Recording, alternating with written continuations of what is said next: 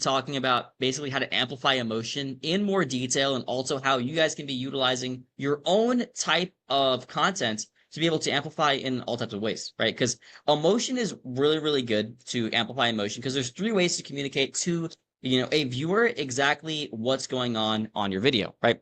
There is one, visual, right? Something that's showing up on the screen. Two, audible, something they can hear. And three, emotional, something they can feel. These are the three ways we can communicate to a viewer what exactly is going on our videos so we can actually get pushed to the algorithm, right? So first of all, how many of you guys in this call right now, you can just type in the chat right now, either do ranking, commentary, or I should just rank or commentary. Just, you guys do ranking or commentary, either one. How many of you guys either do ranking or commentary? It's a lot of people. Okay. All right. So if you guys want to amplify the amount of views you're getting on your videos, I'm sure you guys are probably have already touched into visual and audible storytelling, right? And the main way you guys do this is through editing, right? Because what's the purpose of editing, guys? The purpose of editing is what? It's to amplify the emotion of the video and to make it more watchable, right?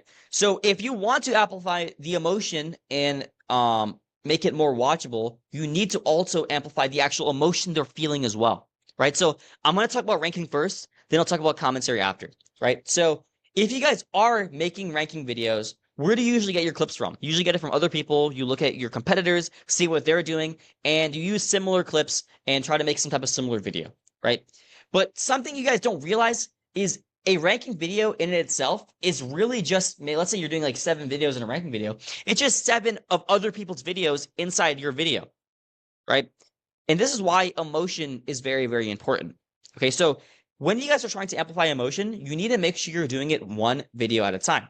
Because when we're trying to do visual and audible storytelling, it's a little bit difficult when we are going through 7 different videos. Because it's 7 different talking points we're squeezing into like a 32-second video. That's pretty hard to manage and make it more emotional. But there is a way to do clip selection where we can make this visual and audible storytelling emotional as well. And this is through understanding the exact emotion that each clip faces, right? So let's say we are doing, let's say we're doing trick shots, right? Let's say we're doing trick shots. If we're doing best trick shot moments. Okay, so if we're doing best trick shot moments in a ranking video, what we need to do is we need to actually identify the 7 videos we're going to use first. After we identify those 7 videos, we also need to identify the emotions each video makes you feel. So let's say someone does like a water bottle flip video, right? And he does it, it lands, and then he does another one and it lands at the cap. So it's like boom, boom. It looks like an hourglass. Okay. That what you would say is shock. All right. Now let's say the next clip, this guy's trying to do a water bottle flip, or maybe he's doing like some basketball trick shot, and a guy gets hit in the face. Instead of shock, that's more of like, I don't know. I guess the first one's more cool. The second one is more shock. All right. Now let's say the third one, a guy tries to do something of a trick shot and he fails, right? You could say that's a sad clip. So you have to go through and identify each emotion that each clip is making you feel so you can actually sort these. And I'll explain, what I mean by sort them in a second. So first of all, how many of you guys kind of understand what I'm saying here about identifying the emotion? Does that make sense so far? You need to be able to identify the emotion of each clip. You got it, guys? All right, cool. All right. The next step you need to do after you identify the emotion of each clip is sort them to see what clip you need to put first, what clip you need to put second, fourth, fifth, seventh, etc. Right?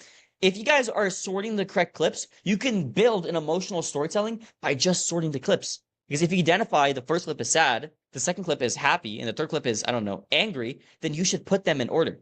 And a lot of you guys make the mistake of picking 7 happy clips and making a happy video, right? That's boring, guys. YouTube doesn't care about that, right? YouTube wants to see a roller coaster of emotions. They want to see ups and downs, right? If it's only going up, the viewer is just going to scroll away because they're bored. The reason why short form is so overpowered is because we can get a lot of views in a very short period of time and make a lot of money. It's really a get-rich-quick business, right? You can get money. For example, Adam, he's in our program, bro. This guy got monetized in 3 days, and he made like 16 or maybe $12,000 in like the first month of the program. And bro, this guy is living in Thailand right now. He went on a vacation in Thailand a month after joining the program, right? So that's why it's so easy to scale these shorts, right? Because if you understand how to use all 3 of these, either visual, audible, or emotional storytelling, you can easily scale it up.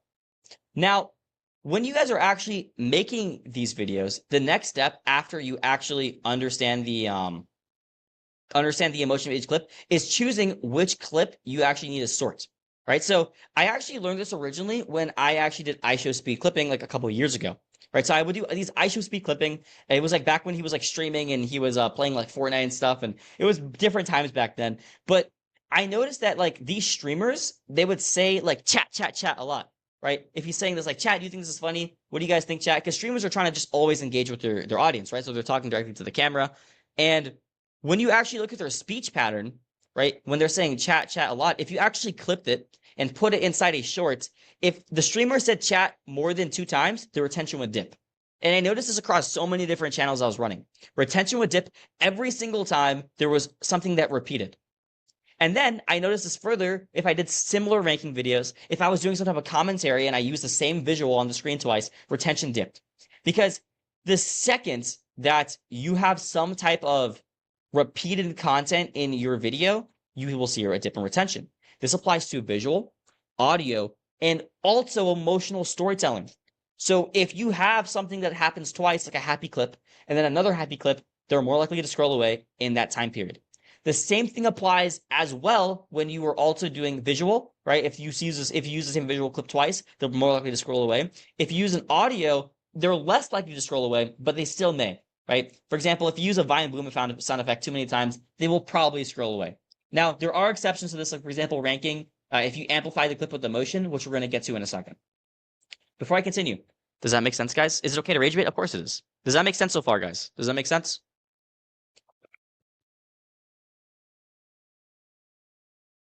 Awesome. Okay. So the next thing that you guys need to understand when we were actually making these videos, right? So we got understanding the emotion of each clip, understanding why we need to do it, now actually choosing the clip selection itself. Now, I just had a call with Inner Circle and I had a similar call to this right here, but I want to kind of explain one of the questions that they asked. And they were like, hey, so let's say we identify the clip. Which clip should we do first? Right? Which clip should we do first? So you guys should use some type of either emotional clip with tension or some type of shock factor clip, and you need to do it very quickly, right? Emotional engagement with shock or tension. That's usually the first 2 clips you should use. Sadness is okay. Angry is better. Happiness is not okay, right? For actually the clip selection, guys, be happy. I'm not saying I'm saying the clip selection. Don't use happy in the very beginning of the clip, but you should either do the shock or tension, right? Those are the 2 main clips you should start off when you are starting. Okay. Now, that's pretty much everything I wanted to go over here, but I also want to go over amplifying the emotion as well, right? Because everyone here probably edits their own videos unless they have like an editor. And even if you have an editor, you need to communicate what you want the videos to be edited by, right? So if you guys are editing your videos, which I'm sure everyone here is, you need to be also using the visual and audio to enhance your overall video. So let's say we have a video of like a sad dog, right? If we want to amplify it further, we can add maybe a little bit of sad music. Maybe we can add a whimper sound effect to the video to make it sound like the dog is maybe whimpering or something like that. And then lastly, we can put some type of crying emoji, some type of like asterisk, looks down, right? Because he's sad. The point of editing these videos, right, is to be able to actually amplify the emotion, which also gets people to watch further. All right. Other than that, though, I think it's pretty much everything I want to talk about today, guys. Does anyone have any questions from that? It's a real quick call. I really just wanted to ping you guys and just let you guys know about this because in my student calls, I went over this a lot of times today. So I just wanted to give you guys this tip. Other than that, though, I recorded this, by the way. I can upload this to YouTube as well if you guys want me to. All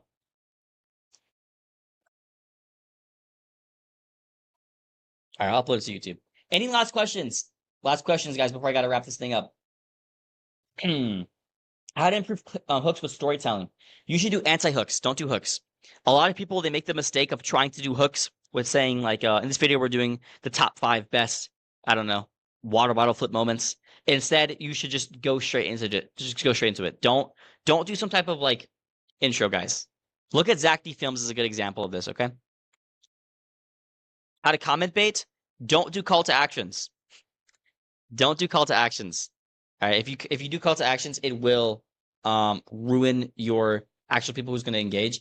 A lot of you guys, especially for ranking as well, you guys will like do this thing where at the very end you'll say like comment what your favorite number was or something like that, right? If you do something like that, it's just more likely than not people probably won't engage as much, So if you want people to engage, you basically just need to make an interesting clip. Do some type of a shock factor. Shock factor always gets the best clips. Just make sure you're falling inside the YouTube guidelines. Speaking of YouTube guidelines, because I actually talked about this a lot today with some students. Do you guys know what the YouTube guidelines are for like videos? Because I know you guys probably have read the policy or you probably understand the policy, but like I can go into a little more detail if you want to, so you guys don't get terminated or banned. Should I go over it real quick? All right. So there's 5 things you need to avoid when you're doing YouTube. Right, the first thing is sexual content. Do not make any type of sexual content. You guys, these videos are for little kids. Right? YouTube will immediately terminate you or they'll take you down. Right? And you guys can say, oh, okay, well, there's other people doing it. Well, they probably will eventually get banned. Right? So just don't do any type of sexual content. Number 2, do not do any type of content that someone is injured. I'm talking about a person-to-person injury. Right? If someone slaps someone else, don't do it. YouTube's AI will probably get you, shadow banned for that. Cursing is okay. Cursing is okay, but not explicit. No slurs. That's number 3. No racism. Okay, no racism. Racism also is bad. If there's some bad words, it's okay, right? But in general, like I would try to avoid clips with it. But there's like, for example, if you guys know that guy who like was always like randomly talking to animals, like he curses sometimes, but it's like it's very casual. It's not like he's calling someone like a racial slur. All right, number 3 is anyone who is dead, right? No people who are dead, no animals that are dead, nothing like that, right? Don't do any type of dead things. Don't pull a Logan Paul, all right? Because that's immediately going to get you shadow banned, obviously, right? And the last one that a lot of people don't think about, it's actually children in danger. So if you guys are doing some of AI videos, especially of like animals saving like babies, if you guys are making a video where like there's a kid in danger, like let's say a baby is about to get eaten by a crocodile and a dog saves it, like that video can get terminated because YouTube may see it as you're posting a video of like child endangerment and child abuse. All right. So yeah, those are the 5 things you need to avoid when you guys are making content. Write that down. I'm posting this on YouTube, so if you're watching this on YouTube, you can write about it and just like put in your notes just to make sure you don't accidentally get bombed or view bombed or anything like that. But other than that, guys, I think that's gonna be everything for today's call. I am seeing a lot of questions in here, guys, but I do have to go. I'm gonna head out now because I got a lot of other stuff I need to do. But I hope this call was helpful regardless, guys. Was this helpful? Before I head out, please just let me know.